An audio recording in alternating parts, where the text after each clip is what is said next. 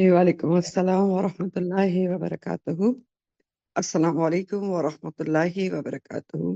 کیسے ہیں آپ لوگ؟ سب وعلیکم خیریت سے؟ السلام ورحمۃ اللہ وبرکاتہ۔ جی جی، الحمدللہ۔ چلے کلاس کا آغاز کرتے ہوں، ٹائم ہو گیا ہماری کلاس کا۔ نحمدہ نصلی علی رسولہ الکریم، اما بعد، فاعوذ باللہ من الشیطان الرجیم، بسم اللہ الرحمن الرحیم، رب اشرح لی صدری ویسر لی امری واحلل عقدۃ من لسانی یفقہوا قولی رب زدنی علما اللہم فقہنا فی الدین اللہم ارزقنی التفکر والتدبر لما یتلوہ لسانی من کتابک والفهم له والمعرفة بمعانیه والنظر في عجائبه والعمل بذلك ما بقيت إنك على كل شيء قدير رب ارحمهما كما ربياني صغيرا اللهم حاسبني حسابا يسيرا ربنا لا تزغ قلوبنا بعد إذ هديتنا وهب لنا من لدنك رحمة إنك أنت الوهاب اللهم إني أسألك الهدى والتقى والعفاف والغنى آمین یا رب العالمین۔ پچھلی تفسیر نکال لیں، اس بہت امپورٹنٹ ترین تفسیر تھی پچھلی بھی آپ کی، اور اس میں سے ایک آدھ کوشچن ہے۔ پچھلی تفسیر سورہ بنی اسرائیل آیت نمبر 18 19 ومن اراد، بلکہ یہاں سے ہے من کان یرید العاجلہ اجلنا لہ فیہا ما نشاء لمن نرید۔ سوال میرا یہ ہے کہ اللہ تعالیٰ نے کیا بتایا اس میں، پہلے اس آیت میں، کہ جو دنیا ہی چاہتا ہے، صرف دنیا کے لیے کوشش کرتا ہے، دنیا کے لیے دعائیں کرتا ہے، تو کیا اللہ تعالیٰ اس کے صرف ساری دنیا دے دیتے ہیں؟ یعنی جو کچھ وہ چاہ رہا ہے، دنیا جس کے پیچھے لگا ہے، کیا اس کو ساری دنیا مل جاتی ہے؟ کوشچن یہ ہے، اس نہیں، آیت کے مطابق اس جواب دیں جی۔ دنیا اللہ اسے تعالیٰ ساری دنیا نہیں اتنی ملتی ہی دے بلکہ گی جتنی اللہ تعالیٰ جتنی اس کے چاہے گی، مقدر میں لیکن لکھی ہے۔ میم دنیا اتنی ہی جی ملتی ہے جس کا اللہ تعالیٰ چاہتے ہیں، اور جس کے لیے چاہتے ہیں جتنا چاہتے ہیں جی اتنی ہی ملتی ہے، جی، ہاں چاہے وہ جی اللہ اتنا تعالیٰ ہی ہے کی آیت جتنا مرضی ہو۔ مانشا، یعنی کہ جتنا اللہ سبحانہ و تعالیٰ ہاں چاہتے ہیں اتنی ہی ملتی ہے۔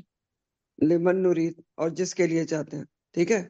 تو یہ دو چیزیں بہت امپورٹنٹ ہیں، یاد رکھنے والی ہیں، ٹھیک؟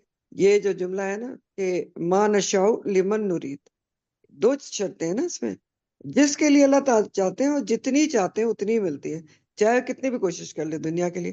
بہت آنکھیں کھولنے والی یہ دونوں آیات ہیں، اس لیے میں نے اس کو ڈسکشن میں لیا ہے کہ سوچے، افسوس کے ساتھ ایک میجورٹی دنیا کے پیچھے ہی لگی ہے نا۔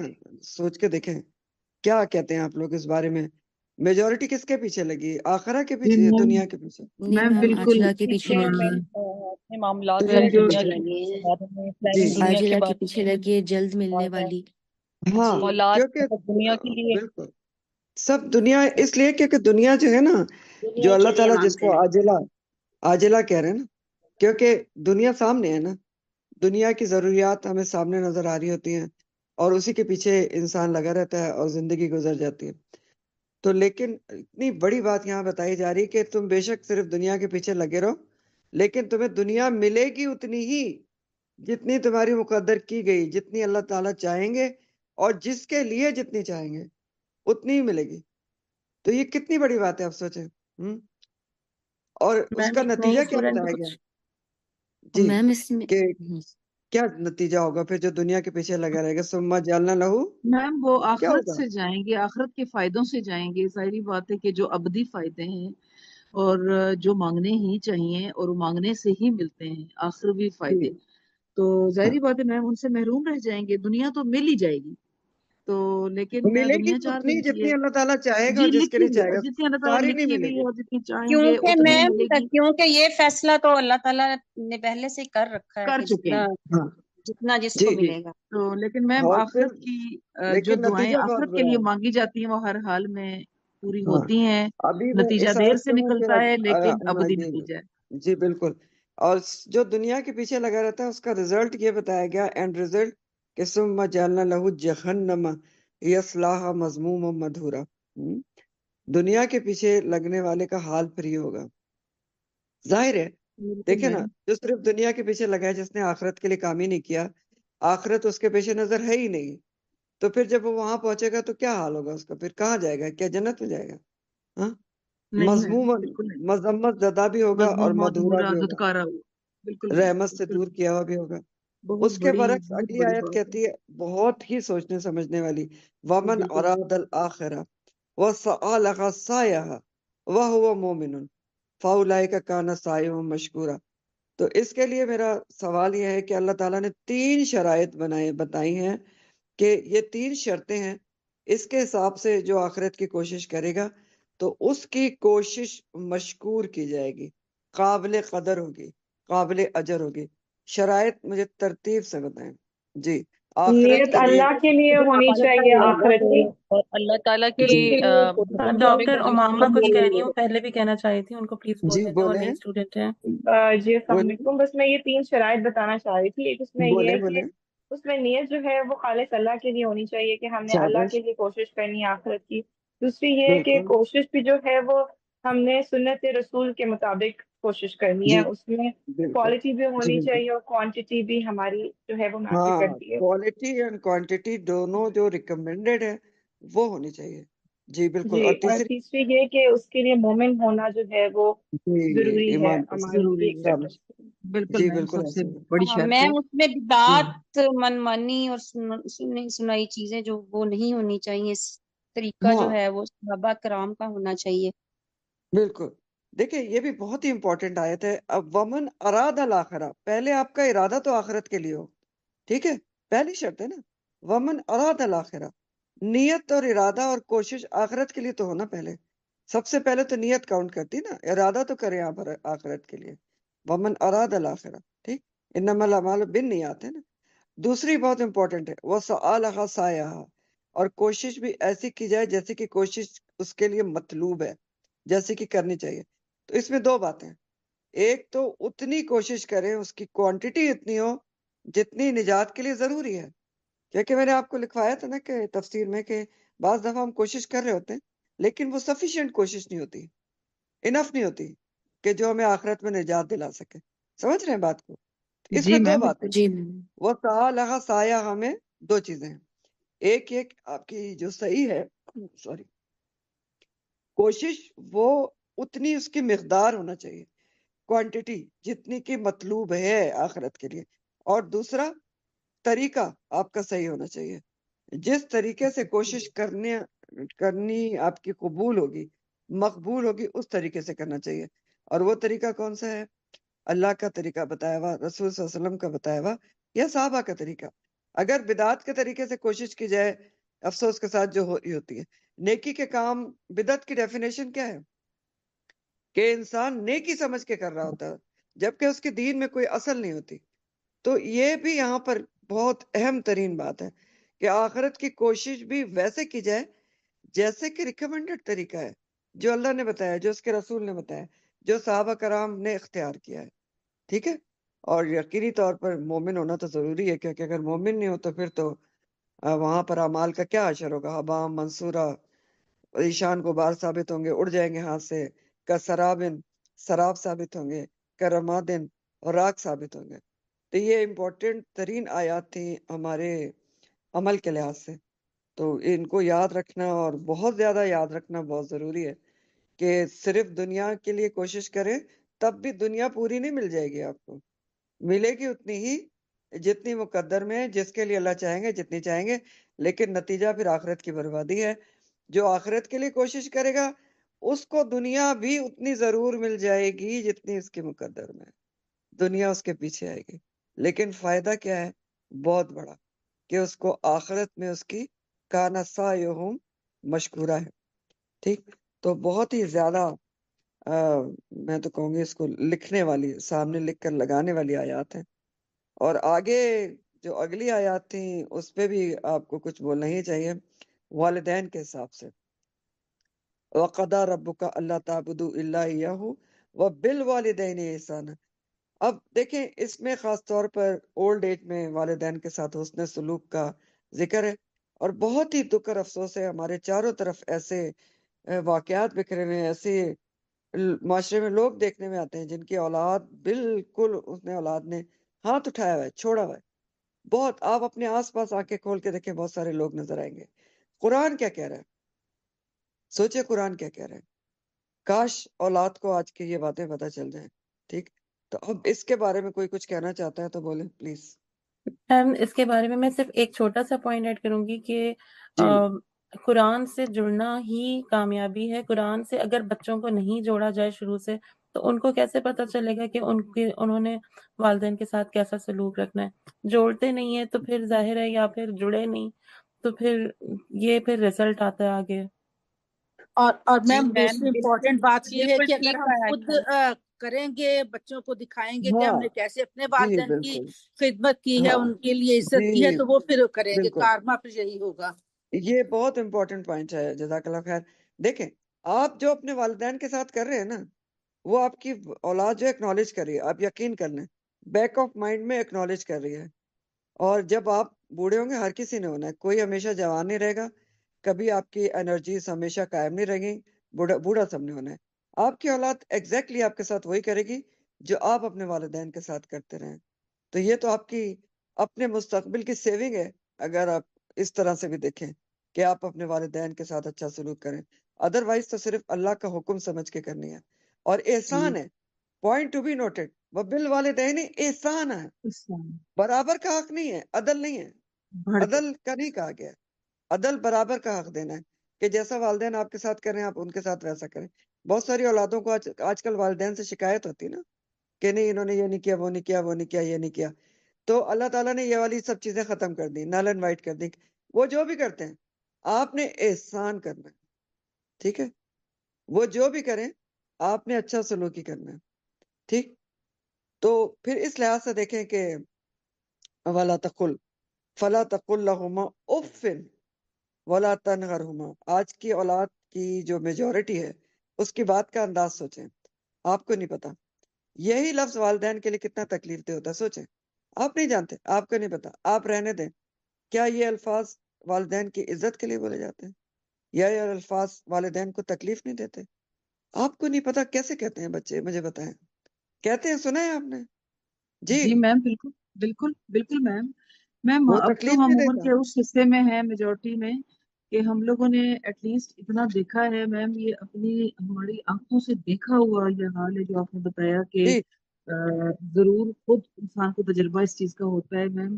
جن لوگوں کو ہم نے ابھی دیکھا ہے، ہے کہ آپ کے والدین کے معاشرے ساتھ میں ہے، جوانی آپ میں کے آس انہوں نے پاس ہیں. اچھا سلوک نہیں کیا میم، اب ہم ہاں ان کا بڑھاپا دیکھ رہے ہیں تو ہم دیکھ رہے ہیں کہ انہیں وہی ریوارڈ مل رہا ہے میم. انہوں نے اگر ایگزیکٹلی. اپنے والدین کے ساتھ یا اپنے ساس سسر کے ساتھ یا جو بھی رشتے ہوتے ہیں ان کے ساتھ نہیں کیا سلوک اچھا والدین کے حوالے سے، تو میم آج ہم ان کا حال بھی دیکھ رہے ہیں اور آنکھوں کے سامنے. اب تو دنیا سامنے مکافات عمل، آخرت کہ کا تو دیکھیے، بعد کا معاملہ بعض ہے. گناہ ایسے ہوتے ہیں جن کا دنیا میں ہی اللہ تعالیٰ بدلہ دیتے ہیں. جی میم، اور ٹھیک ہے، یہ آنکھوں سے دیکھا ہے میم، آنکھوں سے ہاں دیکھا کہ ہے. یہ اتنا تو مکافات بندے کے لیے عمل جو بہت ہوتا ہوتا ہے. ہے جی وہ دنیا میں ہی نظر آتا ہے.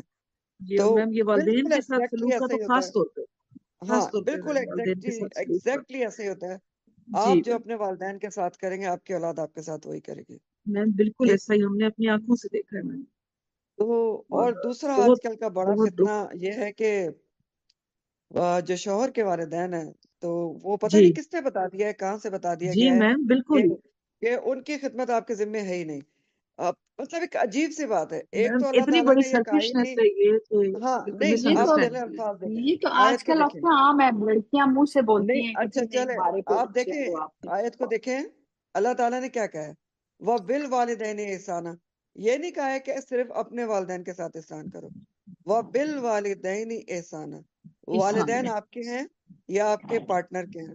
ٹھیک. اور بالکل. دوسری بڑی بات یہ ہوتی ہے کہ دیکھیں، اگر آپ کو اپنے شوہر سے محبت ہے، ریالٹی میں ہے، تو جی کیا میم وہ بالکل. ایک بڑی عجیب سی مثل مشہور ہے نا کہ لیلا کا کتا بھی پیارا ہوتا ہے.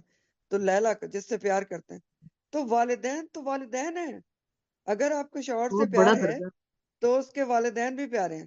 اگر نہیں ہے تو پھر نہیں کریں گے آپ، سیدھی سی بات ہے. جی میم اچھا بالکل آپ اگر ایسا کی ہی آپ ہے. کو اتنی شوہر سے زندگی پیار ہے. گزرتی ہے ان لوگوں کے ساتھ، آپ کی اپنے ماں باپ سے کم گزرتی ہے، ان لوگوں کے ساتھ آپ کی زندگی زیادہ زیادہ گزرتی ہے. گزرتی ہے. تو ایک آبویسلی آپ بات، جب ان کے ساتھ رہتے ہیں تو پھر آپ کو کبھی جی ایک ٹائم آتا ہے آپ کو فیل ہی نہیں ہوتا کہ آپ اس فیملی کا پارٹ نہیں ہیں. جی آپ یاد رکھیں ایک بات سب کے یاد رکھنے کی ہے کہ یہ جو کہتا ہے نا، اگر آپ اپنے شوہر کے والدین کا لک آفٹر نہیں کرتے ہیں، ان کی کیئر نہیں کرتے، بالکل فتنہ اٹھاتے ہیں، حالانکہ ٹوٹل فتنہ ہے. قرآن نے کہیں بھی یہ نہیں کہا، نہ کہیں سنت کے طریقے میں، کہ جو کہ اپنے جو ساس سسر ہیں ان کو بالکل چھوڑ دو، تمہارے ذمہ ہے ہی نہیں، مجھے کوئی اس کا ثبوت دکھا دے لا کے.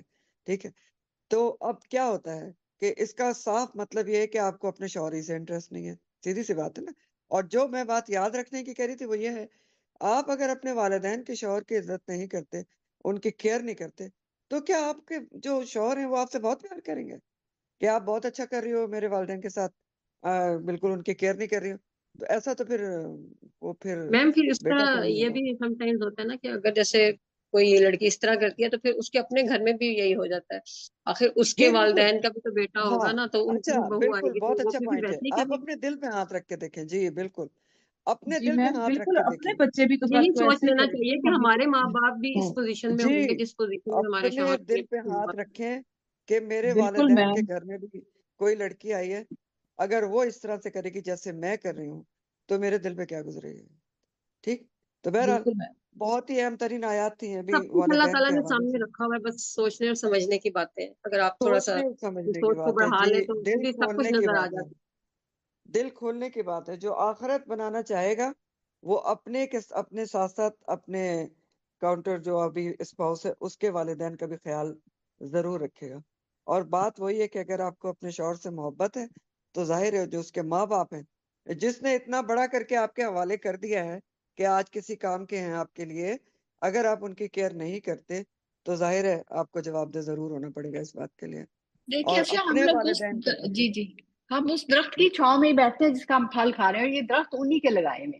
جی، اور اسی کو کاٹنے کی ضرورت پڑ بالکل. جاتی ہے کہ کاٹ دو. تو وہ تو یہ غلط بہرحال چیز ہے نا. آپ بجائے افسوس ہے. اور ویسے بھی اس ایج میں آ کے ماں باپ اتنے بوڑھے، اتنے معصوم ہو جاتے ہیں کہ آپ کو کسی کو کچھ کہنے کو آپ ویسے ہی اصل بڑے، میں آپ کا اس دل میں وہ ہو ایک اور جاتے ہیں. بہت ویلڈ پوائنٹ یہ ہے کہ ماؤں کو اپنی بیٹیوں کی تربیت میں یہ بات ڈالنی چاہیے، سب سے بالکل اور بڑی صحیح خاص ہے. بات ہے. طور پر جب ان بالکل بالکل کی صحیح ہے. سب شادی سے ہو رہی ہوتی امپورٹینٹ. ہے، کہ جب بالکل. شادی کرنے جا رہی ہوتی ہے ان کی کہ بیٹا یہ کہلا کے نہیں بھیجنا چاہیے کہ میں تم کو نوکرانی نہیں بنا کے بھیج رہی ہوں.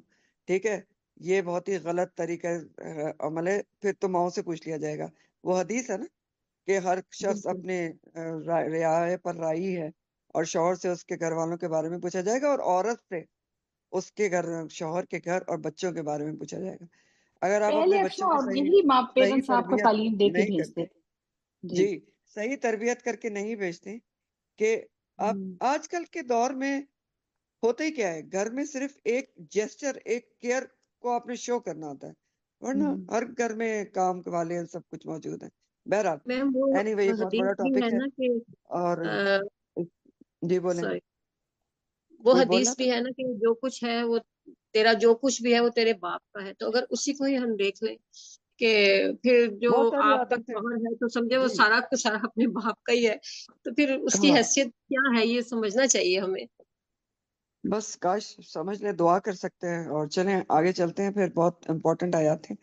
آج کی تفسیر آپ کی سورہ بنی اسرائیل آیت نمبر 26 ہے. وَآتِ ذَا الْقُرْبَى، وَآتِ اور دو. ٹھیک ہے، عطا سے ہے، امر کا صیغہ ہے. وَآتِ اور دو، کس کو دو؟ ذَا الْقُرْبَى، قرابت داروں کو. ذا کے مطلب ہوتے ہیں والے یا والا، اور قربہ کا لفظ قربت سے مصدر ہے. تو ذل قربہ کون ہو گئے؟ قرابت والے. تو دو قرابت داروں کو، رشتہ داروں کو، حق اس کا، والمسکینہ اور مساکین کو بھی، یعنی مساکین کو بھی حق دو. وابن السبیل اور مسافر کو بھی. اچھا، مسافر کے لیے یہ لفظ استعمال ہوتا ہے ابن السبیل، یعنی ابن کہتے ہیں بیٹے کو، تو راستے کا بیٹا یعنی مسافر. تین لوگوں کا ذکر ہوا ہے کہ قریبی رشتہ داروں کو حق دو، مسکین کو دو اور مسافر کو. اگلا حکم ہے وَلَا تُبَذِّرْ، اور نہ تم بیجا خرچ کرو، فضول خرچی نہ کرو. تبذیرہ، بیجا فضول خرچی کرنا. ٹھیک ہے، تو ان الفاظ کو دیکھ لیں. تبذر اور تبذیرہ دونوں ایک ہی روٹ سے ہیں، با، زال اور را. ٹھیک ہے، با، زال اور را سے ہیں. اور جو بزرن کہتے ہیں بیج کو، بزرن بیج کو کہتے ہیں. जो खेत में आप डालते हैं, और बीजों को खेत में कैसे डाला जाता है? बखेरा जाता है, फेंक फेंक के डालते हैं ना, ऐसे बखेरते हैं। अगर आप थोड़ा सा कहीं देखा हो आपने कि जो किसान होता है वो ऐसे फेंक रहा होता है, फैला रहा होता है। तो इसीलिए फिर बसजरा के मानी होते हैं बीज को फैलाना या फिर माल को फजूल फेंकना। बसजरा तब्जीर क्या होती है? माल को फजूल फेंकना, बिखेरना। फजूल फेंकने के लिए इस्तेमाल होता है, फजूल खर्ची के लिए इस्तेमाल होता है ये बसजरा और तब्जीर का लफ्ज। यानी गुनाह के कामों में खर्च करने के लिए, गलत कामों में खर्च करने के लिए बोला जाता है। नाजायज जरूरियात पर बेदरेक खर्च करना तब्जीर होता है, और ये इसराफ से ऊपर का दर्जा है। एक इसराफ भी होता है ना, इसराफ भी क्या होता है कि अब ये आपको फर्क भी बताऊंगे। एक इसराफ भी होता है कि जरूरत से ज्यादा खर्च करना, और तब्जीर क्या है? ये उससे भी ऊपर का दर्जा है, और बेदरेक खर्च करना और बेकार की चीजों पे खर्च करना। ये है तबज्जुर और तब्जीरा। तो चलें देखते हैं इसका रवा तर्जुमा अल्लाह ताला क्या कह रहे हैं कि और कराबतदारों को उसका हक दे, और मिस्कीन और मुसाफिर को भी दो, और फजूल खर्ची से माल ना उड़ाओ। फजूल ना खर्च करो, फजूल खर्ची से खर्च करना।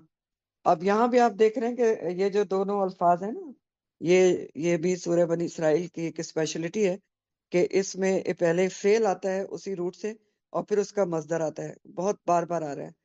तबजीरा, तबज्जिर और तबजीरा एक ही रूट से हैं।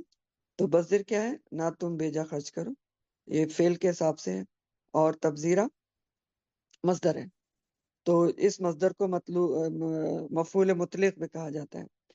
तो बहरहाल तर्जुमा मैंने आपको बता दिया। अल्लाह ताला क्या फरमा रहे हैं? अल्लाह ताला कह रहे हैं वालिदैन के रिश्ते का पहले जिक्र हुआ, वालिदैन के हुकूक का जिक्र हुआ, और उसके बाद रिश्तेदारों की बात हो रही है कि रिश्तेदारों को भी उनका हक दो। वो आते ज़ल कुर्बा हक़्क़हू। अब बात यह है कि ज़ल कुर्बा यानी रिश्तेदारों में कौन कौन शामिल होते हैं, कराबतदारों में कौन कौन लोग शामिल होते हैं जिनका हक देने का हुक्म दिया जा रहा है। तो सबसे पहले तो टॉप ऑफ द लिस्ट माँ बाप ही हैं, और फिर जो करीब तरीन है वो तरतीब वार आएंगे। ठीक है, यानी सबसे पहले माँ बाप का हक है, फिर बहन भाइयों का है, फिर आगे माँ बाप के बहन भाई वगैरह आ जाते हैं, तरतीब वार चलता है। और याद रखें कि ज़ल कुर्बा में नसब के आपके रिश्तेदार भी शामिल होते हैं, और ससुराली रिश्तेदार भी शामिल होते हैं। क्यों? क्योंकि वो आपके शौहर के नसबी और खूनी रिश्ते होते हैं। तो सभी का दोनों तरफा हक देना है। ठीक है, एक आपके ज़ल कुर्बा है और एक उनके ज़ल कुर्बा है। ठीक, खून के रिश्तेदार हैं, नस्बी रिश्तेदार हैं, तो दोनों ही इसमें हैं, और हुक्म ये दिया जा रहा है कि उनका हक अदा करें। हक की बात है कि हक के कराबत निभाया जाए। ठीक है, आपका कोई एहसान की बात नहीं की जा रही है, हक है। अल्लाह ताला ने हक रखा है रिश्तेदारों का, और उसका अल्लाह ताला हुक्म दे रहे हैं कि जो हक अल्लाह ताला ने रखा है उसको निभाया जाए, हक के कराबत निभाया जाए।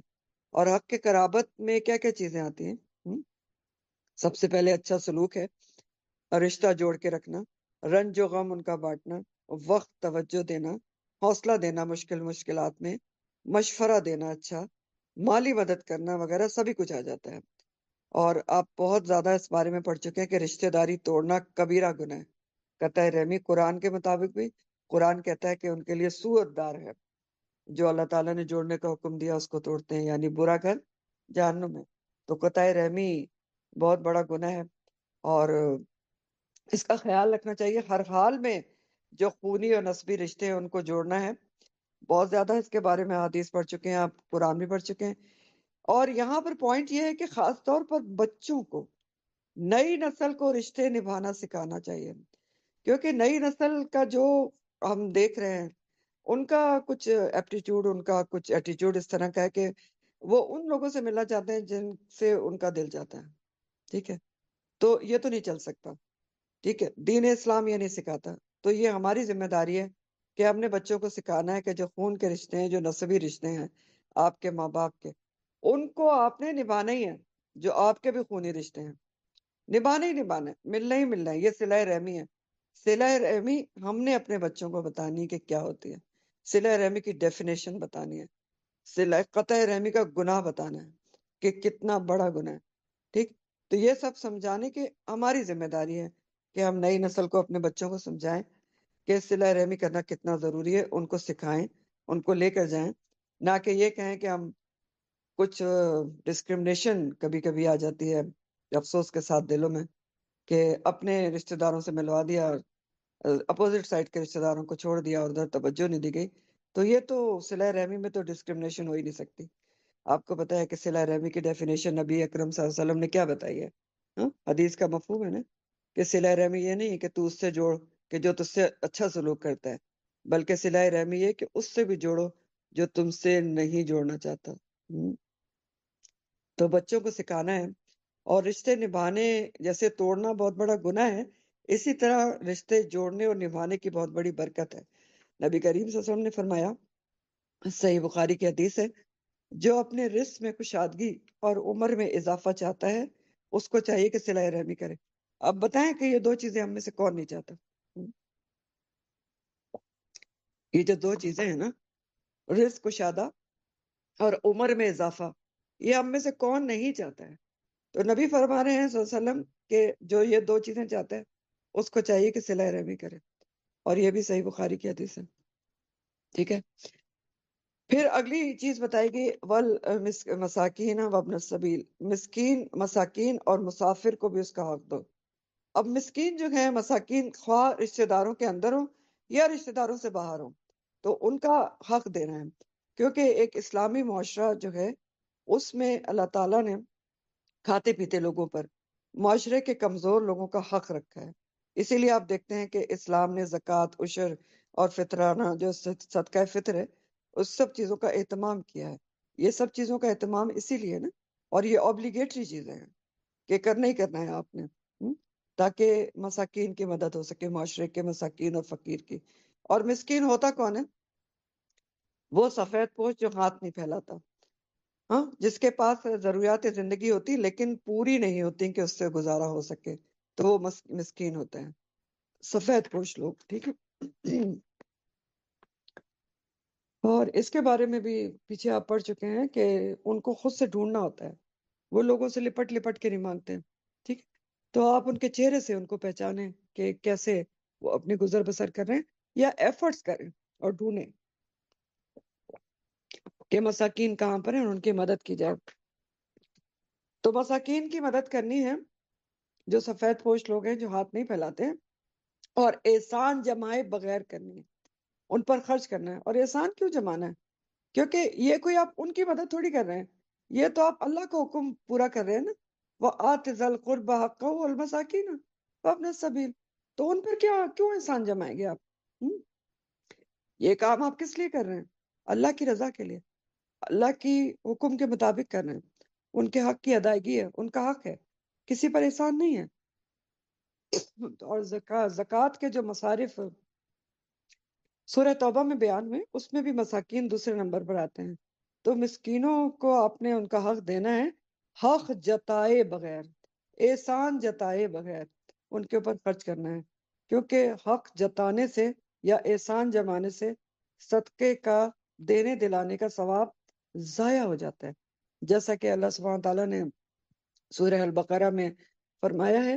سورہ البقرہ آیت نمبر 246 ہے، یا ایھا الذین آمنوا لا تبطلوا صدقاتکم بالمن والعزا کالذی ينفق مالہ رئاء الناس ولا یؤمن باللہ والیوم الآخر۔ اے لوگو جو ایمان لائے ہو، اپنے صدقات احسان جتا کر، من کے ذریعے، اور اذیت دے کر ضائع نہ کرو، اس شخص کی طرح ضائع نہ کرو جو اپنے مال کو لوگوں کو دکھانے کے لیے خرچ کرتا ہے اور وہ اللہ اور یوم آخرت پر ایمان نہیں رکھتا۔ یہ بھی بہت امپورٹنٹ ترین آیت ہے۔ اس میں 3 چیزیں بتائی گئی ہیں جو مال کو آپ کا دیا دلایا کرایا سب ضائع کر دیتے ہیں۔ 3 چیزیں، من ہے، احسان جمع کر، احسان کیسے جمایا جاتا ہے، اذیت کیسے دی جاتی ہے، بالمن والعزا، کہ آپ جس کو بھی دیتے ہیں، چاہے وہ یتیم ہے یا فقیر ہے یا قرابت دار ہے یا نہیں ہے، جس کو بھی دے رہے ہیں آپ اس کو گائے یہ کہتے رہیں کہ میں تو تمہیں سپورٹ کرتی ہوں، تم نے مجھے کیا دیا، میں تو فلاں کو دیتی ہوں، اس نے مجھے کیا دیا۔ بہت ہی ناشکری ہے، احسان فراموش ہے، فلانی ہے، دھمکانی ہے، یہ سب جو کہنا ہوتا ہے نا، یہ کیا کرایا آپ کا مٹی میں مل گیا، سمجھ لیں۔ سامنے آیت موجود ہے، بالمن والعزا، صاف صاف اللہ کہہ رہے ہیں، اللہ سبحانہ تعالیٰ فرما رہے ہیں اذیت دے کے اور احسان جما کے ضائع نہ کرو. کیوں؟ کیونکہ آپ کا احسان ہے ہی نہیں. آپ نے تو اللہ کے حکم کو پورا کیا ہے، آپ اللہ کے لیے دے رہے ہیں، تو دوسرے کو کیوں آپ لان تان کریں کہ میں نے اس کے لیے یہ کیا، اس نے میرے لیے کیا کیا. سب ضائع ہو جائے گا. اور تیسری چیز کیا ضائع کرتی ہے دیے دلائے کو؟ کالذی ینفق مالہ رئاء الناس، اس شخص کی طرح ضائع نہ کرو جو مال لوگوں کو دکھانے کے لیے خرچ کرتا ہے. ریا الناس، ریا جو ہے نا، ہاں، دکھاوا، وہ بھی کیا کرایا ضائع کر دیتا ہے. ذرا سا بھی اگر دل میں آ گیا کہ میں جو خرچہ کر رہی ہوں وہ لوگوں کی نظر میں آ جائے، کوئی تصویریں کھنچ جائیں، کوئی ویڈیو بن جائے اور لوگوں کو دکھا دی جائے، تو بس سمجھ لیں وہ تو گیا، خوں میں چلا گیا، سب ضائع ہو گیا.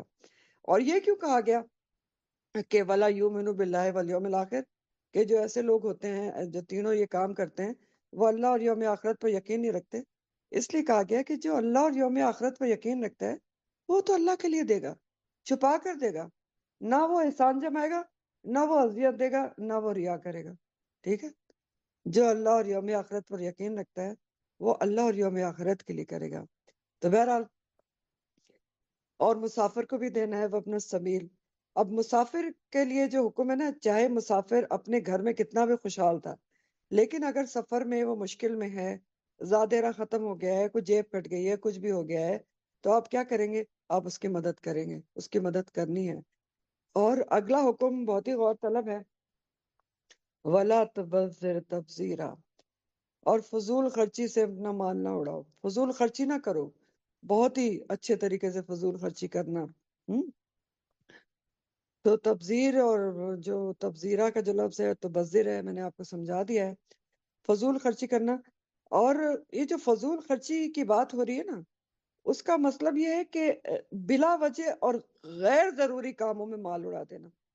ٹھیک، بلا وجہ غیر ضروری کاموں میں مال کو اڑا دینا.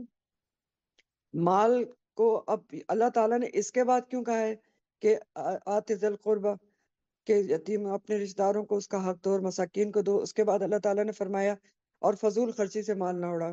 تو اس لیے کہا کہ تم اپنے قرابت داروں کے اور مساکین وغیرہ کے حق کبھی جب ہی ادا کر سکتے ہو جب مال کو فضول نہیں اڑاؤ گے، فضول خرچی نہیں کرو گے. اللہ کے حکم کے مطابق خرچ کرو گے تبھی تو حقوق دے سکتے ہو نا. اگر اسراف اور تبذیر کر دی تو پھر کیسے بال بچے گا، اور کیسے تم پھر ان سارے لوگوں کے حقوق ادا کرو گے. تو اب اسراف اور تبذیر کا فرق دیکھتے ہیں. ایک اسراف کا لفظ ہوتا ہے جو آپ پڑھ چکے ہیں، ایک یہاں پر تبذیر کا لفظ آ رہا ہے. تو اس کا فرق سمجھنا بہت ضروری ہے، اور ہم سب کے لیے سمجھنا ضروری ہے، کیونکہ اسراف بھی برا ہے اور تبذیر اس سے بھی بڑا گناہ ہے. اسراف کس کو کہتے ہیں؟ اسراف کا مطلب ہے ضرورت کے کاموں میں، جائز ضروریات میں ضرورت سے زیادہ خرچ کرنا. یعنی جو آپ کی جائز ضروریات ہیں اور ضروریات اس پر ضرورت سے زیادہ خرچ کرنا. مثال کے طور پر کھانا پینا آپ کی ضرورت ہے، لیکن اس میں ضرورت سے زیادہ خرچ کرنا کھانے پینے میں. یعنی بہت زیادہ 6 ڈشز پک رہی ہیں، کھانا ضائع ہو رہا ہے، ہر آئے دن باہر کھانا کھایا جا رہا ہے، 50 ہزار روپے خرچ ہو رہے ہیں، کہیں کسی غریب کے پاس ایک دن کا کھانا نہیں ہے. تو کھانے پینا ضرورت ہے، لیکن اگر اس میں بہت زیادہ ضرورت سے زیادہ خرچ کیا جائے تو اسراف ہوتا ہے. اسی طرح کپڑے دیکھ لیں، کپڑے پہننا جائز ضرورت ہے، لیکن اگر کپڑوں کی وارڈروز پر وارڈروز بھری پڑی ہوئی ہیں، ٹھیک ہے، ایک جوڑے کی سالہ سال بعد بھی باری نہیں آ رہی پہننے کی، اور وہ آپ نے ہزاروں لاکھوں کا بنا کے لٹکایا ہوا ہے، تو یہ پھر کیا ہے؟ اسراف میں آ جاتے ہیں. بلکہ اور بھی زیادہ تبذیر میں بھی بہت ساری چیزیں آ جاتی ہیں. ابھی تو میں آپ کو اسراف سمجھا رہی ہوں کہ اسراف کیا ہے؟ جائز ضروریات میں زیادہ خرچ کرنا، ضرورت سے زیادہ خرچ کرنا، یہ ہوتا ہے اسراف. ٹھیک ہے، اب تبذیر کیا ہے؟ تبذیر ایسے کاموں میں خرچ کرنا ہے جن کا ضروریات زندگی سے کوئی تعلق ہی نہ ہو، ضروریات زندگی سے کوئی تعلق نہ ہو، بے مقصد، بے فائدہ، بیکار کاموں میں خرچ کرنا، اللہ تعالیٰ کی نافرمانی کے کاموں پر خرچ کرنا، فقر و نمود و نمائش کے لیے خرچ کرنا، ریا کے لیے خرچ کرنا، فسق و فجور کے کاموں میں خرچ کرنا، یہ ساری چیزیں پر خرچ کرنا جو ہے وہ کیا ہے؟ تبذیر ہے. ریپیٹ کر دیتے ہوں، ہاں، تبذیر کیا ہے؟ ایسے کاموں پر خرچ کرنا جن کا ضروریات زندگی سے کوئی تعلق ہی نہ ہو، بے مقصد، بے فائدہ، بیکار کاموں پہ خرچ کرنا، اللہ تعالیٰ کی نافرمانی کے کاموں پر خرچ کرنا، نمود اور نمائش کے لیے، ریا کے لیے خرچ کرنا، فسق و فجور یعنی گناہ کے کاموں میں خرچ کرنا۔ اب اس کی ایک چھوٹی سی مثال تو آج کل آپ شادیوں کی بیجا رسومات پر مال اڑانے کے لیے دیکھ سکتے ہیں، کہ آج کل کھاتے پیتے لوگ شادیوں پر کیسے خرچ کرتے ہیں، وہی تبذیر ہوتی ہے، اس کو سمجھ لیں۔ بہت زیادہ ایونٹس ہو رہے ہیں اور بچے ہمارے اس سے متاثر ہو رہے ہیں۔ فلاں کی شادی پر جو ہے نا ماما 12 ایونٹس ہوئے تھے، بڑے زبردست، یہ دیکھیں اس کی فلانی تفسیریں ہیں، تصاویر ہیں، پکچرز ہیں، یہ ہوا وہ ہوا، بڑا زبردست فائر ورک ہوا، اتنے لاکھ کا جوڑا تھا۔ یہ سب کیا ہے؟ یہ تبذیر ہے، تبذیر ہے، ٹھیک ہے، شادیوں کے بے جا رسومات پر مال اڑانا۔ اور پھر اسی طرح افسوس کے ساتھ وفات پر بھی بے جا رسومات کرنا۔ آج کل وفات پر بھی اڑایا جاتا ہے، ٹھیک ہے، ان کے باقاعدہ اعلانات ہوتے ہیں اور پھر بہت اعلیٰ قسم کے کھانوں کا بندوبست اور ایون ہالس میں کیا جاتا ہے، ٹھیک ہے۔ اور پھر اسی طرح اور بھی چیزیں ہیں، بے جا خواہشات بچوں کی پوری کرنے پہ بہت زیادہ پیسے خرچ کرنا، ایکسپینسو ترین کھلونے اور بہت زیادہ لینا، ہزاروں کے کھلونے بلکہ لاکھوں کے لے کر دینا، تو یہ سب تبذیر میں آتا ہے۔ اور تبذیر اسراف سے زیادہ برا کام ہے، زیادہ مذموم ہے، تبذیر اسراف سے زیادہ بڑا جرم ہے، زیادہ بڑا گناہ ہے، جبکہ اسراف بھی اللہ تعالیٰ کو بالکل پسند نہیں ہے اور تبذیر اس سے بھی بڑا گناہ ہے۔ ہاں، اسراف بھی اللہ تعالیٰ کو پسند نہیں ہے۔ اللہ تعالیٰ اسراف کے بارے میں کہتے ہیں، سورہ الانعام آیت نمبر 141 ہے، وَلَا تُسْرِفُوا إِنَّهُ لَا يُحِبُّ الْمُسْرِفِينَ، اسراف نہ کرو، وہ جو اللہ تعالیٰ ہے نا وہ بالکل پسند نہیں کرتا مسرفین کو۔ سورہ الاعراف کی آیت نمبر 31 میں بھی سیم یہی آیت ہے، یہ وَلَا تُسْرِفُوا إِنَّهُ لَا يُحِبُّ الْمُسْرِفِينَ۔ سورہ غافر کی آیت نمبر 28 میں اللہ تعالیٰ فرماتے ان اللہ لا یہدی من ہوا مسرف کذاب، اللہ تعالیٰ ہدایت ہی نہیں دیتا جو اسراف کرنے والا ہو اور بہت زیادہ جھوٹ بولنے والا ہو۔ تو یہ تو اسراف ہے، اور تبذیر اس سے بھی بڑی چیز ہے۔ اگلی آیت میں اللہ تعالیٰ بتائیں گے کہ اللہ تعالیٰ جو اسراف جو تبذیر کرنے والے ہیں جن کو مبذرین کہا جاتا ہے، وہ اللہ تعالیٰ کے نزدیک کیسے لوگ ہیں۔ یہ تو اسراف کی بات ہے، اور تبذیر اس سے بھی بڑا گناہ ہے۔ اب سوال یہ ہے کہ اسراف جو ہے وہ تبذیر کب بنتا ہے اور کیوں بن جاتا ہے؟ تو بنیادی طور پر جب دکھاوا انسان کے ذہن میں آ جاتا ہے نا، تو تب اسراف تبذیر بن جاتا ہے۔ کیونکہ جتنے بھی کام میں نے آپ کو تبذیر کے حساب سے بتائے ہیں، سوچ کے دیکھیں اس کے پیچھے کیا چیز کار فرما ہوتی ہے؟ دکھاوا، نمود و نمائش، ہاں، کہ لوگوں میں واہ واہ ہو جائے۔ ایسی شادی ہوئی تھی کہ بس اتنی زبردست، اور افسوس کے ساتھ جو اس کو زبردست کہتا ہے اسی کو وہیں پکڑ لینا چاہیے کہ زبردست کیسے ہے۔ اللہ اور رسول کے احکامات کے خلاف جو چیز ہو رہی ہے، آپ اس کو اگر زبردست کہہ رہے ہیں تو آپ بھی پھر اللہ کے یہاں کٹہرے میں کھڑے ہوں گے۔ تو اسراف بہرحال تبذیر کب بنتا ہے؟ جب بنیادی طور پر دکھاوا ذہن میں آ جاتا ہے، کیونکہ یہ سارے کام زیادہ تر دکھاوے کے لیے کیے جاتے ہیں، نمود و نمائش کے لیے کیے جاتے ہیں، واہ واہ کے لیے کیے جاتے ہیں۔ اسی لیے ریاکاری کو شرک اصغر کہا گیا ہے۔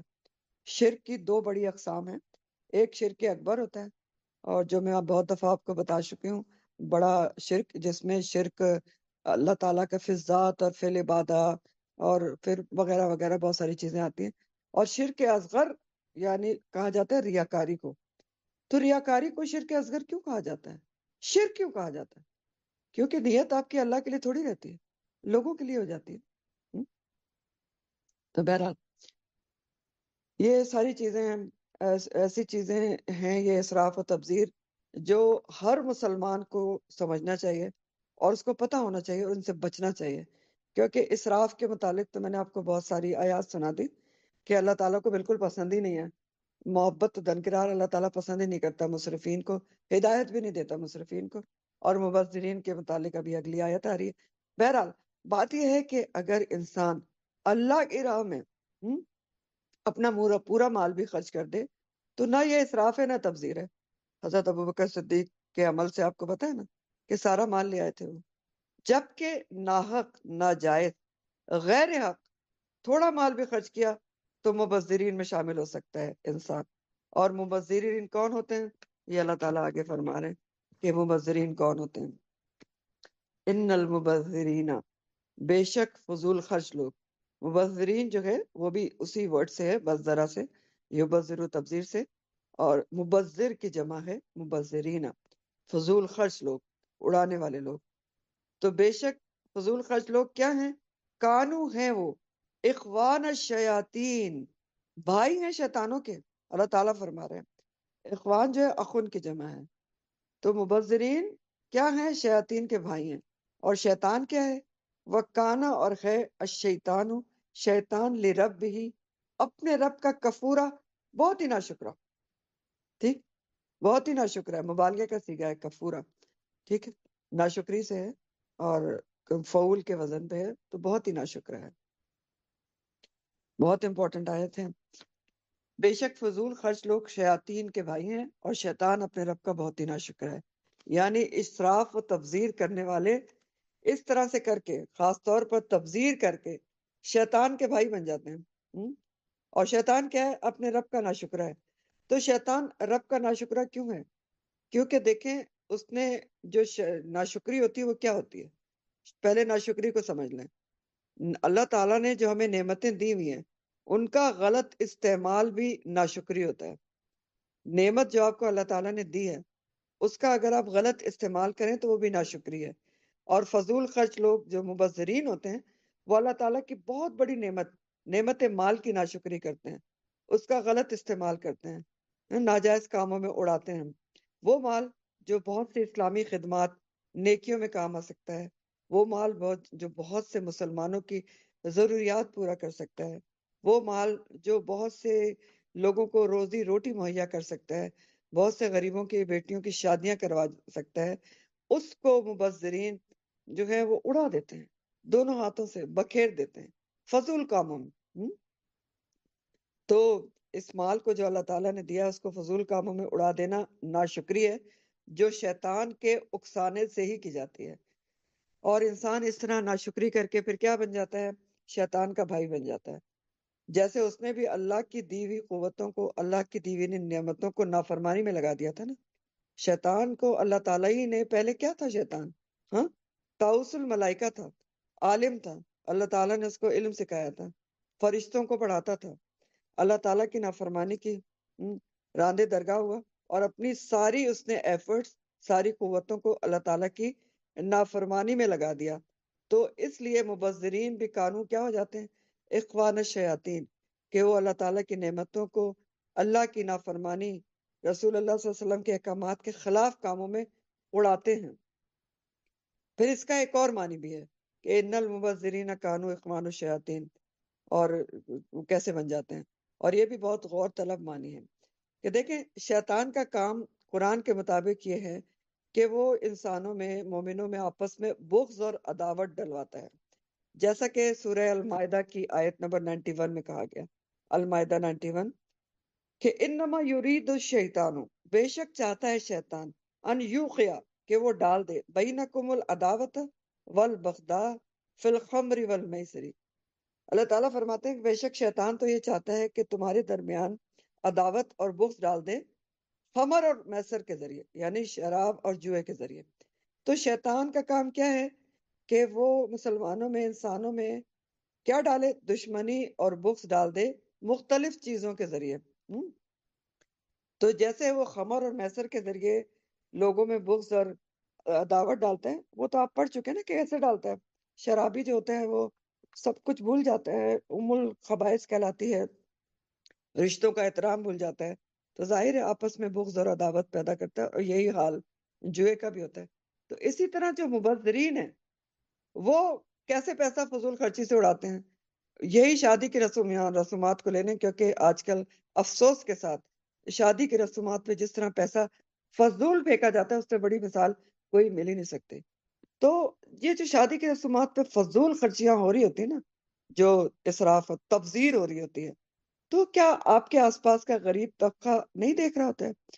خاص طور پر آپ کے ماتحت بھی دیکھ رہے ہوتے ہیں، جو غریب ہیں یا جو سفید پوش بھی ہیں، تو وہ دیکھ رہے ہیں کہ آپ کس طرح تبذیر کر کر کے اور پیسہ اڑا رہے ہیں، تو کیا ان کے دلوں میں کوئی احساس محرومی، کوئی حسرت پیدا نہیں ہوتی؟ ہم؟ اور یہ حسرت اور محرومی کیا پھر بغض اور عداوت پیدا نہیں کر سکتی کہ وہ آپ کے لیے دل میں بغض پیدا ہو جائے کہ اتنی یہ پیسے اڑا رہے ہیں، اتنے انہوں نے لاکھوں جو ہیں وہ پیسے جلا دیے فائر ورکس کے اوپر، پتہ نہیں کس کس کے اوپر، تو ہمارے بچے 2 وقت کی روٹی نہیں کھا سکتے، ہماری بیٹیاں گھروں میں بیٹھی ہوئی ہیں جن کی عمر اس لیے نکلی جا رہی ہے کہ غربت ہے، شادی نہیں ہو سکتی۔ ہم؟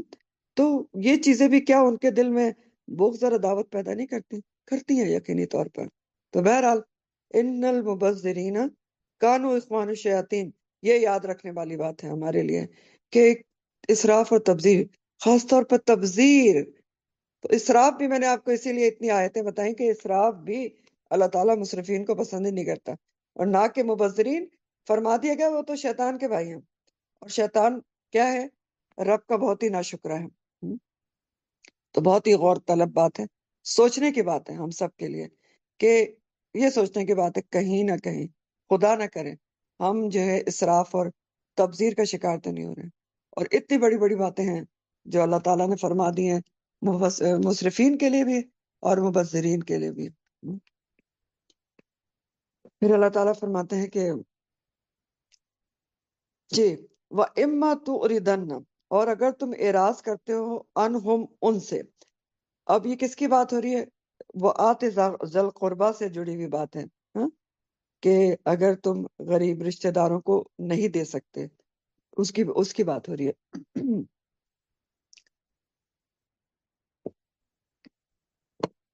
پورے دنہ کا جو ورڈ ہے نا، اعراض سے، اعراض کے مطلب ہوتے ہیں رخ پھیرنا یا پہلو تہی کرنا، اور یہاں پر اس معنی میں ہے کہ اگر تم سے کوئی غریب رشتہ دار کچھ مالی مدد مانگتا ہے اور تم نہیں دے سکتے، وَإِمَّا تُعْرِضَنَّ، اگر تم اعراض کرتے ہو عنہم ان سے، یعنی آت ذل قربا سے، ابتغاء رحمت من ربک، چاہنے کو رحمت اپنے رب کی طرف سے، ترجوہا، تم امید رکھتے ہو اس کی۔ ترجوہا کا لفظ جو ہے وہ رے جیم واو اس کا روٹ ہے اور رجا سے ہے۔ رجا کے مطلب ہوتے ہیں امید لگانا، اور ایسی امید جس کے پورے ہونے کا پورا گمان ہو۔ فقل، تو کہو، تو کہنا، لہم ان کے لیے، یہ رشتہ داروں کے لیے، قولم میسورا، بات آسان نرمی والی۔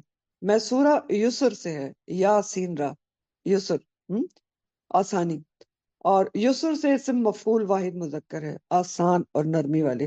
اب تھوڑا اس کا ترجمہ سمجھ لیں کہ کیا بات کی جا رہی ہے۔ پچھلی آیت سے جڑی ہوئی آیت ہے، پچھلی دونوں آیات سے، کہ اگر کوئی قرابت دار اور مسکین وغیرہ آپ سے کچھ مانگتا ہے، آپ سے کچھ مانگتا ہے، تو ترجمہ دیکھیں پہلے، اگر تو اپنے رب کی رحمت تلاش کرنے کے لیے جس کی تو امید رکھتا ہے ان عزیز و وقارب سے اعراض ہی کرے، تو ان سے بات ایسی کر جس میں آسانی ہو۔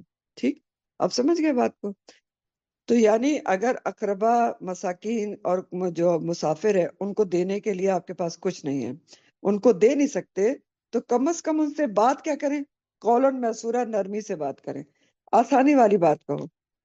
اب یہاں پر کیا کہا جا رہا ہے؟ یہاں پر سمجھایا یہ جا رہا ہے کہ دیکھیں، کبھی ایسا ہوتا ہے کہ آپ کا رہن سہن ایسا ہوتا ہے، آپ کا رکھ رکھاؤ ایسا ہوتا ہے کہ آپ کے رشتہ داروں کو غلط فہمی ہو جاتی ہے کہ آپ کے پاس بہت کچھ ہے، تو جبکہ آپ کے پاس ابھی دینے کو، یعنی مالی طور پر اس طرح سے کچھ کیش وغیرہ نہیں ہوتا، بلکہ آپ ابھی اللہ کی رحمت کے انتظار میں ہوتے ہیں۔ اللہ کی رحمت کے انتظار میں کیسے ہوتے ہیں؟ یعنی آپ کو امید ہوتی ہے کہ کہیں سے پیسے آئیں گے یا آنے والے ہیں، پروفٹ ہونے والا ہے، وغیرہ وغیرہ۔ اب کیا ہوتا ہے کہ کوئی عزیز رشتہ دار آپ سے کچھ مالی مدد مانگ لیتا ہے، کوئی قرضہ مانگ لیتا ہے، لیکن آپ کے پاس تو ہے ہی نہیں۔ اب وہ سمجھ یہ رہا ہے کہ آپ کے پاس ہے، لیکن آپ ابھی کیا ہے؟ اللہ کی رحمت کے انتظار میں ہیں کہ کہیں نہ کہیں سے آپ کے پاس آ جائے گا۔ ابھی آپ اس کو دینے کی پوزیشن میں، کیش پیسے دینے کی پوزیشن میں نہیں ہے، لیکن امید ہے کہ کہیں سے جلد پیسے آ جائیں گے۔ تو اللہ تعالیٰ کا کہنا یہ ہے کہ اگر ابھی آپ دے نہیں سکتے تو آپ اس سے بات کیسی کریں؟ قولاً میسورا کریں، آسانی سے اس کو سمجھا دیں، خوش اخلاقی سے سمجھا دیں کہ میرے پاس ابھی پیسے نہیں ہیں، لیکن کہیں سے آنے والے ہیں، تو جیسے ہی آئیں گے تو میں آپ کو دے دوں گا۔ ڈانٹے نہیں، بد اخلاقی نہ کریں کہ تم نے کیا سمجھ رکھا ہے، میرے پاس کہاں سے پیسے رکھے ہوئے ہیں کہ میں لوگوں کو دیتا رہوں وغیرہ وغیرہ، اور ایسی بد اخلاقیاں کی جاتی ہیں۔ تو بد اخلاقی نہ کریں، سختی نہ کریں، کیوں نہ کریں؟ یہ بھی تو سوچنے کی بات ہے نا، اللہ تعالیٰ کیوں منع کر رہے ہیں؟ قولاً میسورہ کہنے کو کیوں کہہ رہے ہیں؟ کیونکہ دیکھیں، بد اخلاقی اور بد سختی وغیرہ کرنے سے، ڈانٹنے ڈپٹنے سے نعمتوں کا زوال بھی ہو سکتا ہے۔ تو اگر آپ نے جو مانگنے والا ہے اس نے کسی ضرورت کے تحت آپ کے سامنے ہاتھ پھیلا دیا ہے، اگر آپ اس کو بد اخلاقی سے جواب دیں گے تو ڈر ہے کہ آپ کی نعمت مال آپ سے چھن نہ جائے۔ تو جب کوئی آپ سے سوال کرے تو 2-3 ٹپس ہیں کہ اگر آپ وہ چیزیں سوچ لینا تو آپ کبھی بھی نہیں ڈانٹیں گے اور پورے طریقے سے اس کی مدد کرنے کی کوشش بھی کریں گے۔ تو کیا ٹپ ہیں وہ کہ کیا ہمیں سوچنا چاہیے کہ اگر ہم سے کوئی مانگ رہا ہے، سوال کر رہا ہے، نمبر 1 سوچیں کہ سوال کرنے والا میرا محسن ہے کہ مجھے نیکی کرنے کا موقع دے رہا ہے۔ بہت بڑی بات ہے نا، اگر کوئی آپ سے مانگ رہا ہے تو وہ آپ کا محسن ہے کہ آپ کو نیکی کرنے کا موقع دے رہا ہے۔ دوسری بات ہے کہ سوچیں کہ خدا نہ کرے اس کی جگہ میں بھی تو ہو سکتی ہوں، کبھی مجھے بھی ہو سکتا ہے کوئی ضرورت پڑ جائے اور مجھے کسی سے مانگنا پڑ جائے، تو میں بھی تو اس کی جگہ ہو سکتی ہوں۔ اور سب سے بڑھ کر جو چیز ہے، نمبر 3 پوائنٹ ہے کہ نبی کریم صلی اللہ علیہ وسلم کی حدیث یاد رکھیں کہ نبی کریم صلی اللہ علیہ وسلم نے قسم کھا کر فرمایا کہ قسم ہے اس کی جس کے قبضے میں میری جان ہے کہ صدقہ کرنے سے مال کم نہیں ہوتا، صدقہ کرنے سے مال کم نہیں ہوتا۔ صحیح مسلم کی حدیث ہے۔ پھر آگے بھی کچھ ہدایات مال خرچ کرنے کے بارے میں ہی ہیں۔ اللہ تعالیٰ فرماتے وَلَا تَجْعَلْ، اور نہ تم رکھو، یدا کا ہاتھ اپنا، مغلولتن بندھا ہوا، الا عنقی کا اپنی گردن کی طرف، اور ولا تبسطھا، اور نہ تم پھیلاؤ اسے، کس کو؟ ہاتھ کو نہ پھیلاؤ، کل البسطی، پورا پھیلا دینا، فتقعد، تو تم بیٹھے رہ جاؤ گے، ملومن، ملامت زدہ ہو کر، محسورا، حسرت زدہ ہو کر۔ الفاظ دیکھیں، مغلولتن کا جو لفظ ہے وہ غلہ سے ہے۔ غلہ یغلو کا مطلب ہوتا ہے باندھنا، جکڑنا۔ جیسے اغلال کا لفظ قرآن میں کس کے لیے آیا ہے؟ طوق اور بیڑیوں کے لیے آیا ہے۔ اور غلہ سے مغلولتن اسم مفعول واحد مؤنث ہے، ٹھیک، کیونکہ پیچھے ید کی بات ہے، ہاتھ جو ہے وہ جو آزاد جوڑوں میں ہوتے ہیں وہ مؤنث کاؤنٹ ہوتے ہیں۔ اور عنق تو آپ پڑھ چکے ہیں، گردن کو کہتے ہیں۔ اچھا، اگلے 2 ورڈز ہیں تبسطھا اور البسطی، دونوں ورڈ بسطہ سے ہیں، با سین اور طوا۔ بسطہ کے مطلب ہوتے ہیں پھیلانا، کھولنا یا فراخی، ٹھیک ہے، کشادہ کر دینا، ٹھیک ہے۔ تبسطھا تو نہ تم پھیلاؤ سے فعل ہے، اور بستی کیا ہے؟ مصدر ہے، پھیلا دینا۔ ملومن کا لفظ ملامت سے ہے، لوم سے ہے، لوم عربی میں ملامت کو کہتے ہیں، ٹھیک ہے۔ اور اس سے مفعول ہے یہ بھی، ملامت زدہ ہو کر۔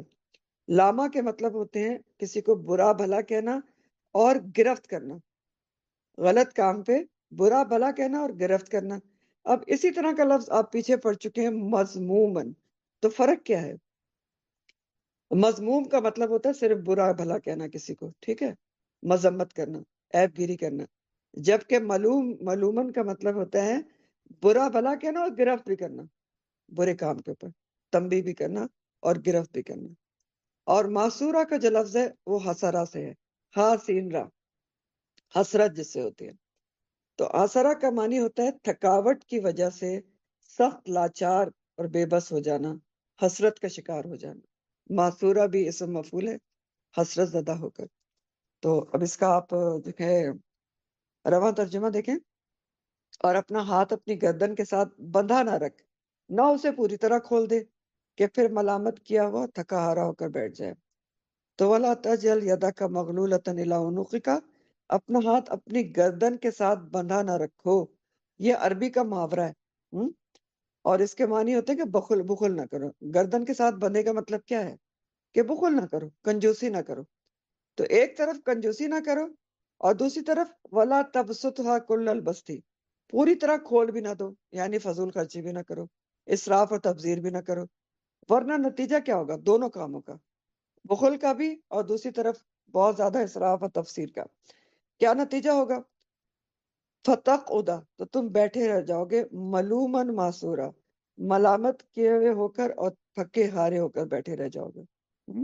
تو یہاں پر آپ دیکھ رہے ہیں کہ اللہ تعالیٰ ایک بیسٹ ترین بہترین طریقہ سکھا رہے ہیں کہ مالی جو معاملات ہیں اس میں کیا طریقہ اختیار کرنا چاہیے، صدقات و خیرات میں، انفاق فی سبیل اللہ میں، یا عام خرچے میں بھی آپ کی زندگی میں کس طرح سے خرچہ کرنا چاہیے، کہ نہ تو بخل کرو کہ جہاں ضرورت ہے وہاں بھی خرچ نہ کرو۔ بخل کیا ہوتا ہے؟ بخل یہی ہوتا ہے کہ جو آپ کی جائز ضروریات ہیں یا آپ کی جو زیر کفالت لوگ ہیں ان کی جائز ضروریات، اس پر بھی خرچ نہ کیا جائے، ٹھیک ہے، جن کے جائز حقوق ہیں ان کو بھی نہ دیا جائے۔ تو کیا طریقہ سکھایا جا رہا ہے کہ مالی معاملات میں صدقات خیرات انفاق فی سبیل اللہ، یہ عام خرچوں میں کیا کرو، نہ تو بخل کرو کہ جہاں ضرورت ہے وہاں بھی نہ خرچ کرو، نہ ہاتھ اتنا کھول دو کہ اپنے لیے بھی کچھ نہ بچے، خود پھر محتاج ہو کر بیٹھ جاؤ، تکلیف میں پڑ جاؤ۔ تو دین اسلام اس صدقات خیرات انفاق فی سبیل اللہ ہو یا عام خرچہ ہو، اس میں میانہ روی اختیار کرنے کا حکم دیتا ہے، میانہ روی، معتدل، بیلنس طریقے سے چلنے کا حکم دیتا ہے۔ مثال کے طور پر آپ دیکھیں سورہ البقرہ میں اللہ تعالیٰ نے فرمایا وَيَسْأَلُونَكَ مَاذَا يُنْفِقُونَ قُلِ الْعَفْوَ، وہ آپ سے سوال کرتے ہیں، نبی کریم صلی اللہ علیہ وسلم سے خطاب ہے کہ صحابہ آپ سے سوال کرتے ہیں کہ اللہ کی راہ میں وہ کتنا خرچ کریں، کیا کچھ خرچ کریں، تو آپ کو بتایا گیا کہ ان سے کہہ دیں کہ جو بھی زائد اور ضرورت ہے وہ خرچ کر دیں۔ سورہ البقرہ کی آیت ہے 219 یہ۔ تو بڑے سمجھنے سے تعلق رکھتی ہے یہ آیت بھی کہ اللہ تعالیٰ نے کہا کہ وہ آپ سے پوچھتے ہیں کہ اللہ کی راہ میں کتنا خرچ کریں، تو آپ ان سے کہہ دیں جو زائد ضرورت ہے، ضرورت سے جو زیادہ ہے وہ خرچ کر دو۔ ہاں، انفاق فی سبیل اللہ کا یہ اعلیٰ درجہ ہے جو بتایا جا رہا ہے سورہ البقرہ کی آیت میں، کہ آپ کے پاس جو بھی زائد از ضرورت ہے اس کو اللہ کی راہ میں خرچ کر دیں۔ اب یہاں پر ایک بہت ہی ٹیکنیکل اہم ترین پوائنٹ کیا ہے کہ ہم یہ تو سمجھیں پہلے کہ ہماری ضرورت کیا ہے اور زائد از ضرورت کیا ہے ہمارے پاس، یہ تو پہلے دیانت داری سے سمجھے نا۔ کیا سمجھیں؟ دیانت داری سے۔ اب آپ دیکھیں یہ اللہ تعالیٰ نے ہمارے پر چھوڑ دیا، ہاں، کہ اب یہ خود طے کرو کہ تمہاری ضرورت کیا ہے اور زائد از ضرورت کیا ہے۔ تو سب سے پہلے تو یہ بہت ہی امپورٹنٹ ترین بات ہے کہ ہم میں سے اللہ تعالیٰ نے طریقہ آپ کو بتا دیا ہے کہ اللہ کی راہ میں کیا خرچ کریں، جو بھی آپ کے پاس ضرورت سے زیادہ ہے، سرپلس ہے، اس کو خرچ کر دیں اللہ کی راہ میں۔ اب تعین آپ نے خود کرنا ہے، میں نے خود کرنا ہے کہ میری ضرورت کیا ہے اور زائد از ضرورت کیا ہے۔ اور افسوس کے ساتھ اگر ہم ایمانداری سے دیانت سے دیکھیں کہ ہماری ضرورت کیا ہے اور زائد از ضرورت کیا ہے، دکھ کے ساتھ تو ہمارے پاس شاید زائد از ضرورت بہت زیادہ چیزیں نکلیں گی۔ حکم یہ ہے کہ زائد از ضرورت جو ہے وہ اللہ کی راہ میں خرچ کر دیا جائے، ٹھیک۔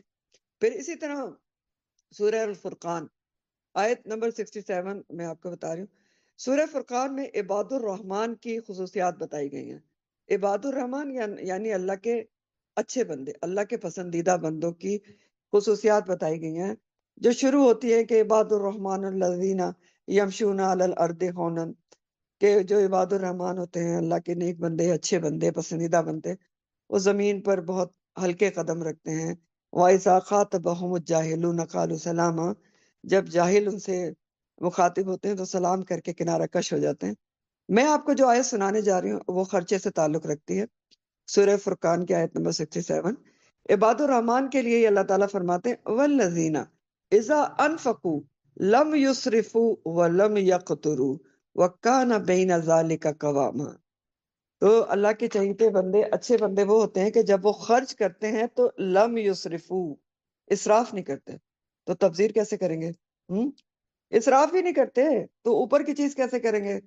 ولم یقترو، اور بخل بھی نہیں کرتے۔ یقترو کا لفظ جو ہے وہ ضروری چیزوں میں بخل کرنے کے لیے استعمال ہوتا ہے۔ تو نہ تو وہ اسراف کرتے ہیں اللہ کے جو پسندیدہ بندے ہیں، نہ ہی وہ بخل کرتے ہیں۔ وَكَانَ بَيْنَ ذَلِكَ قَوَامًا، ایک درمیانی راستہ چنتے ہیں وہ، قوامہ معتدل، بیلنس راستہ، دونوں سے بچ کر راستہ اختیار کرتے ہیں۔ پھر اسی طرح دیکھیں سیدنا ابو ہریرہ بیان کرتے ہیں، حدیث ہے سنن ابی داؤد کی، کہ رسول اللہ صلی اللہ علیہ وسلم نے فرمایا بلا شبہ بہترین صدقہ وہ ہے جو غنا کسے کہتے ہیں؟ یعنی لوگوں سے جو بے نیازی ہوتی ہے نا، غنا کے کئی معنی ہوتے ہیں لیکن یہاں بے نیازی کے معنی میں ہو رہا ہے کہ انسان لوگوں سے بے نیاز ہو، لوگوں کی ضرورت نہ ہو اس کو. تو بلا شبہ بہترین صدقہ وہ ہے جو غنا یعنی لوگوں سے بے نیازی کو باقی رہنے دے، یا یہ کہ اس کیفیت میں صدقہ کیا جائے کہ خود محتاج اور ضرورت مند نہ ہو. یعنی دو چیزوں سے منع کیا جا رہا ہے کہ بہترین صدقہ وہ ہے جو غنا کو رہنے دے، یعنی خود آپ محتاج نہ ہو جائیں کہ لوگوں سے آپ مانگتے پھریں، بلکہ آپ اس طرح صدقہ کریں کہ خود آپ محتاج نہ ہوں اور غنی رہیں آپ، یعنی لوگوں سے آپ کو مانگنا پڑنا پڑے. اور اگلی ہدایت یہ کی گئی حدیث میں، اور ان سے شروع کرو جن کی کفالت کے تم ذمہ دار ہو. شروع کہاں سے کرو صدقہ؟ جن کی کفالت کی ذمہ داری آپ کے اوپر ہے. کیونکہ بعض دفعہ ایسا بھی ہوتا ہے کہ گھر والوں سے لوگ بے پرواہ ہو جاتے ہیں، ان کا نہیں پتا کہ ان کی ضروریات کیا ہیں، باہر چیریٹی بہت ہو رہی ہے.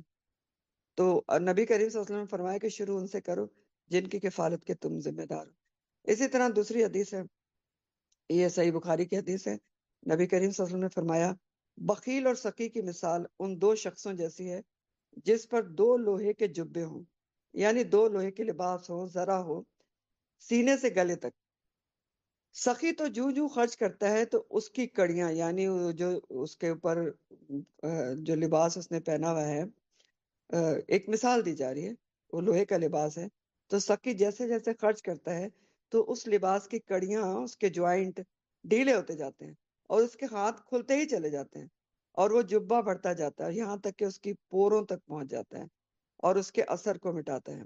یعنی جو پہلے اس جبے نے اس کو جکڑا ہوا تھا، جب سخی خرچ کرتا ہے اور جو خرچ کرتا ہے اس کی کڑیاں ڈھیلی ہوتی ہیں اور اس کی سختی کے اثرات بھی ختم ہو جاتے ہیں. اور بخیل جب بھی خرچ کا ارادہ کرتا ہے تو اس کے جبے کی کڑیاں اور سمٹ جاتی ہیں اور وہ ہر چند اسے وسیع کرنا چاہتا ہے لیکن اس میں کوئی گنجائش ہی نہیں نکلتی. اب یہ حدیث کیا بتا رہی ہے آپ کو؟ سخی اور بخیل کو کمپیئر کیا گیا ہے کہ جو اصل میں بتایا یہ گیا ہے کہ جو سخاوت یا جو بخل ہے نا، وہ انسان کی سمجھ لیں ایک طرح سے فطرت کا یا اس کی عادت بن جاتی ہے، اس کا حصہ بن جاتا ہے، یا بخل ہے یا سخی ہونا. اور یہ پھر انسان خود ہی اپنی عادت بناتا ہے یا اپنی فطرت کو تبدیل کرتا ہے.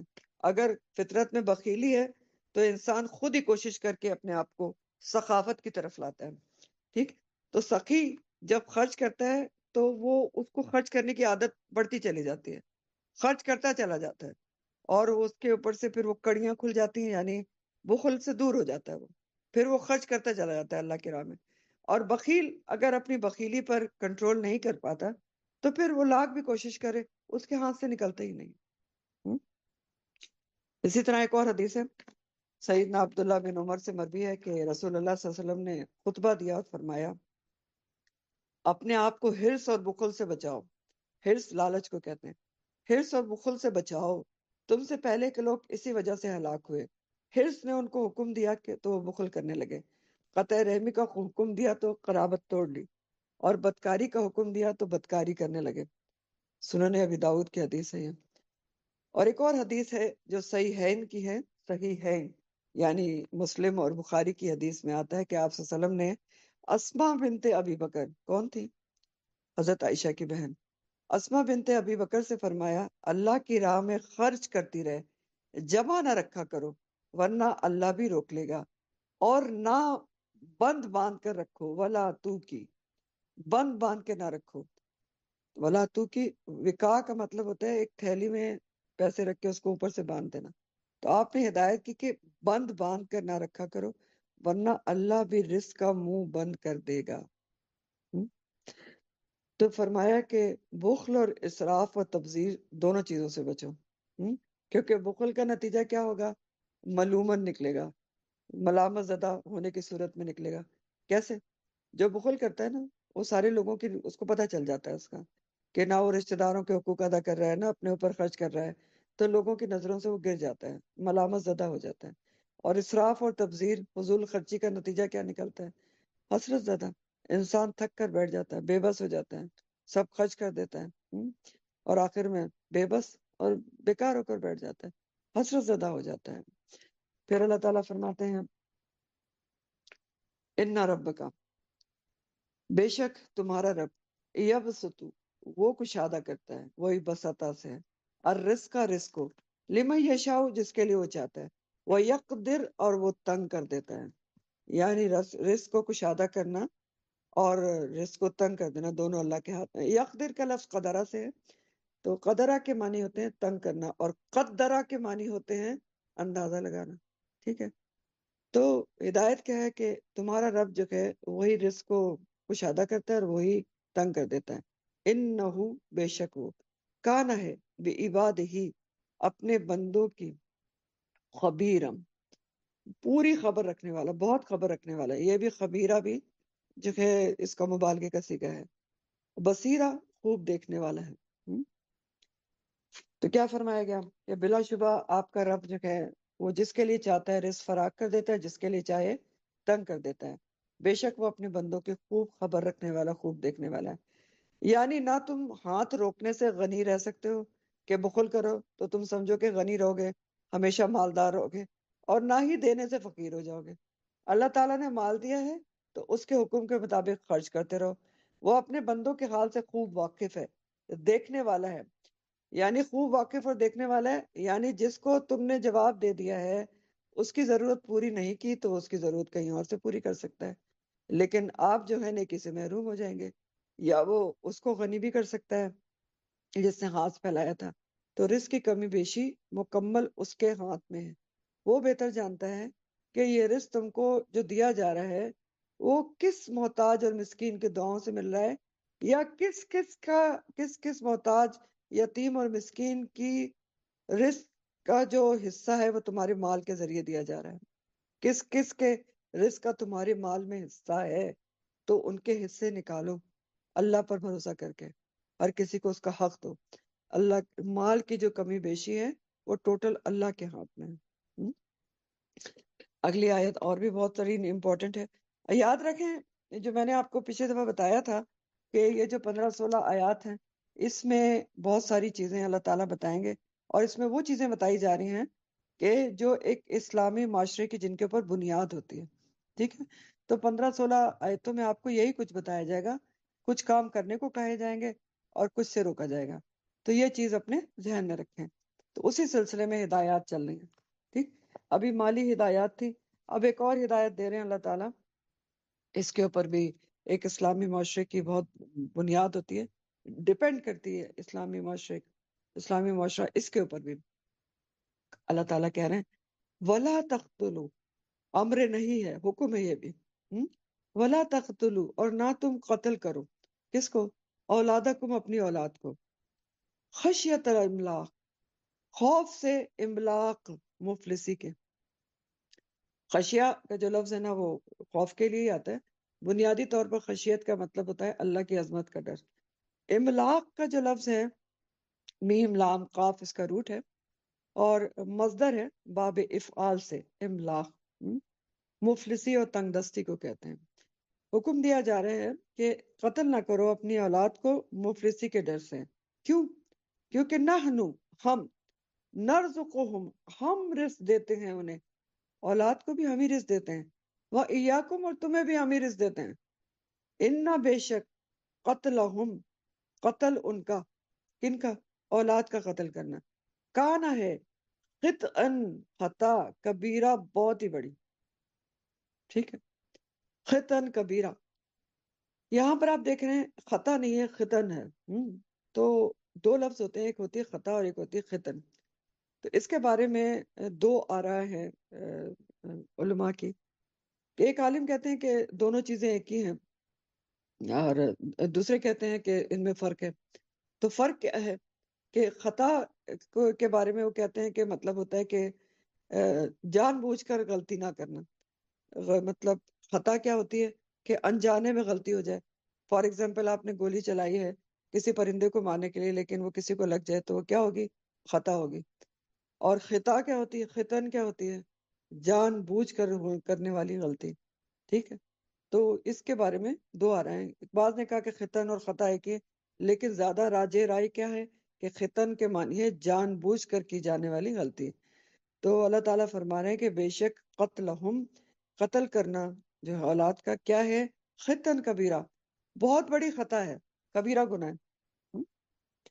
اب دیکھیں روا ترجمہ، تم اپنی اولاد کو غریبی کے ڈر سے قتل نہ کرو، اپنی اولاد کو غریبی کے ڈر سے قتل نہ کرو، ہم ہی انہیں رزق دیتے ہیں اور تمہیں بھی، بے شک ان کا قتل کبیرہ گناہ ہے. وَلَا تَقْتُلُوا أَوْلَادَكُمْ خَشْيَةَ إِمْلَاقٍ نَحْنُ نَرْزُقُهُمْ وَإِيَّاكُمْ، تم اپنی اولاد کو غریبی کے ڈر سے قتل نہ کرو، ہم ہی انہیں رزق دیتے ہیں اور تمہیں بھی. تو مفلسی کے ڈر سے اولاد کو قتل کرنا اللہ کی صفت رزاقیت پر شک کرنا ہے. اولاد کو مفلسی کے ڈر سے اگر کسی نے قتل کیا تو رازق اس نے خود کو سمجھ لیا نا، اور شرک کا ارتکاب کر لیا، کیونکہ رازق تو اللہ تعالیٰ ہے. یہی اللہ تعالیٰ کہہ رہے ہیں کہ ان کو بھی ہم رزق دیتے ہیں اور تمہیں بھی دیتے ہیں. ٹھیک ہے، تو اپنے اولاد کو قتل نہ کرو مفلسی کے ڈر سے، تو بے شک ان کا قتل کرنا کبیرہ گناہ ہے. تو اگر آپ نے کسی نے بھی اولاد کو قتل کیا تو اس نے اللہ تعالیٰ کی صفت رزاقیت میں اپنے آپ کو شریک کر لیا، خود کو رازق سمجھ لیا. اب عربوں کے زمانے میں یعنی زمانے جاہلیت میں یہ قتل اولاد کیا جاتا تھا، لیکن سب قبیلے نہیں کرتے تھے، بعض قبائل کرتے تھے اور انفرادی طور پر کرتے تھے. ایک تو سارے قبیلے نہیں کرتے، انفرادی طور پر، یعنی اپنی بیٹی کو زندہ درگور انفرادی طور پر کوئی کر دیتا تھا.